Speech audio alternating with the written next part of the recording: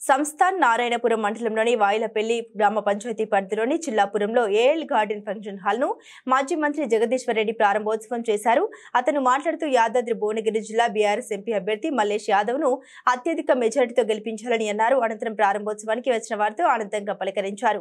ఈ కార్యక్రమంలో మాజీ ఎమ్మెల్యే కూసుకుంట్ల ప్రభాకర్ రెడ్డి, పల్లి రవికుమార్, ఆందోజు శంకరాచారి, కత్తుల లక్ష్మయ్య, జెడ్పీటీసీ వీరమల్ల భానుమతి గౌడ్ పాల్గొన్నారు. టీవీ ట్రిబుల్ నైన్ జర్నలిస్ట్ కొత్త బాలరాజు గౌడ్ తదితరులు పాల్గొన్నారు.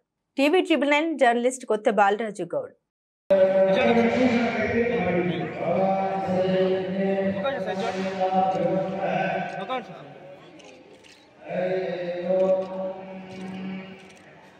Let's